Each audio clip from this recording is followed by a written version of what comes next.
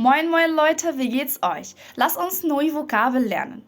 Also wenn ich sage, du bist nicht vertrauenswürdig, du bist nicht vertrauenswürdig. Dieser Satz ist ganz korrekt, aber was kann ich in diesem Satz hinzufügen, um mein Niveau zu entwickeln? Versuch bitte mit mir zu wiederholen. Du bist nicht vertrauenswürdig. Du bist nicht vertrauenswürdig. Ich kann mir nicht vorstellen. Ich kann mir das nicht vorstellen. Wie du mich angelogen hast. Wie du mich angelogen hast. Ich kann dir eigentlich nicht mehr vertrauen. Ich kann dir eigentlich nicht mehr vertrauen. Nicht vertrauenswürdig معناها شخص غير مؤتمن. Du bist nicht vertrauenswürdig يعني انت شخص غير مؤتمن او انت حد غير مؤتمن. طيب ايه العكس او الجيجنتايل بتاع nicht vertrauenswürdig هو verlässlich. هي adjektiv اسمه verlässlich. verlässlich du bist verlässlich يعني انت شخص مؤتمن. Zweitens, ich kann mir nicht vorstellen. Ich kann mir nicht vorstellen. الفيرب عندي هنا اللي هو verb vorstellen. عمل داتيف. قلت ich kann mir. ما قلتش ich kann mich. طيب ليه كده؟ أولا verb vorstellen ليه حالتين. حالة بيعمل فيها accusative وحالة بيعمل فيها داتيف. الحالة اللي بيعمل فيها accusative بيكون معناها مختلف تماما عن الحالة التانية. يعني لو أنا قلت ich kann mich vorstellen. ich kann mich vorstellen يعني أنا أقدر أعرف نفسي. يبقى mich vorstellen يعني أو vorstellen لما بيجي معاها accusative معناها يعرف نفسه. لكن لما بتعمل داتيف معناها يتخيل أو يتصور. يعني بمعنى إن أنا لو قلت لك stell dich vor. stell dich vor يعني عرف نفسك. لكن لو قلت لك stell dir vor. stell dir vor يعني تصور أو تخيل. فالحالة هنا بتاعت الداتيف والأكوزاتيف غيرت المعنى تماما. فبقول ich kann mir nicht vorstellen يعني أنا مش قادرة أتخيل أو أتصور. Wie du mich angelogen hast. Wie du mich angelogen hast. Verb angelogen هنا هو البرفكت بتاع anlügen. anlügen وهنا هو anlügen عمل accusative. ده مبدئيا عمل accusative ما عملش داتيف. ليه؟ لأنه هو بيقول له wie du mich angelogen hast. مش ما قالوش wie du mir angelogen hast. قاله wie du mich angelogen hast.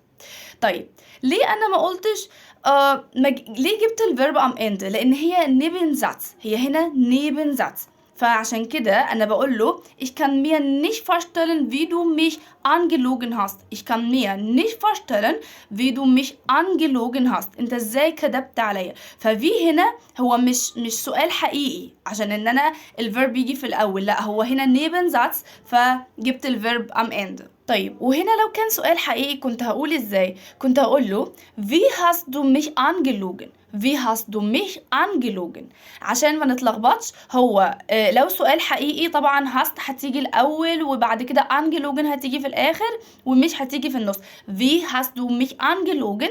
لكن هو هنا زي ما قلت ان هو مش سؤال حقيقي هو أنا كلام. يعني بقوله ich kann mir nicht vorstellen wie du mich angelogen hast. أنا مش قادرة أتخيل أنت ازاي كدبت عليا. آخر جملة خالص ich kann dir nicht mehr vertrauen. ich kann dir nicht mehr vertrauen يعني ich kann dir nicht mehr vertrauen يعني أنا مش هقدر أو مش هستطيع إن أنا أثق فيك مرة تانية. طيب مية هي هنا مسماش مية. في فرق ما بين مية دي ومية اللي هي دي. مية دي اللي هي إيش في حالة الداتيف. لكن مية يعني مش هقدر أثق فيك أكتر من كده. طيب فتراون يعني يثق. فتراون هي verb معناه يثق أو تأتمن شخص. وليه برضو لو قلت das Vertrauen اللي هي الثقة اسمها das Vertrauen. يبقى هي الكلمة هنا بتيجي verb وبتيجي noun عادي. آخر حاجة خالص إن verb vertrauen من الفيربات اللي بتعمل dative مش بتعمل accusative. فأنا قلت ich kann dir nicht mehr vertrauen ما قلتش ich kann dich. ما ينفعش أقول ich kann dich nicht mehr vertrauen. ليه؟ لأن verb vertrauen بيعمل dative. واللي أنا قلت برضو إن هو بيعمل dative قلنا verb vorstellen بس لما يكون معناه تخيل أو تصور. يتخيل أو يتصور. تمام كده؟ بس ولما أجي أقول nicht نقطة أخيرة. لما أجي أقول nicht بلاش أقول ich kann dir nicht mehr vertrauen. ich kann dir nicht mehr vertrauen. نحاول إن احنا نخفف خالص التي اللي في الآخر دي. هقول ايه؟ هقول ich kann dir nicht mehr vertrauen. nicht mehr vertrauen.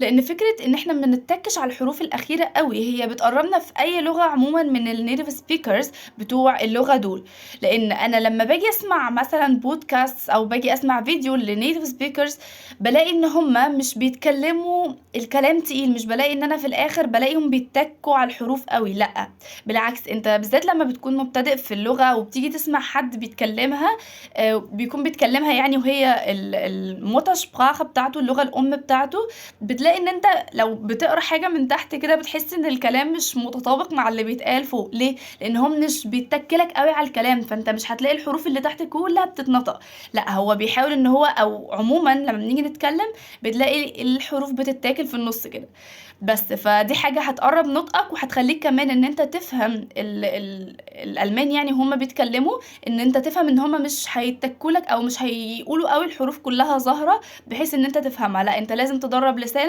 وتدرّب السمع عندك إن أنت تسمع الكلمات آخرها مش متكوك عليه عشان تفهم إن أنت الكلمة هي إيه، لأ ما فيش حاجة اسمها كده.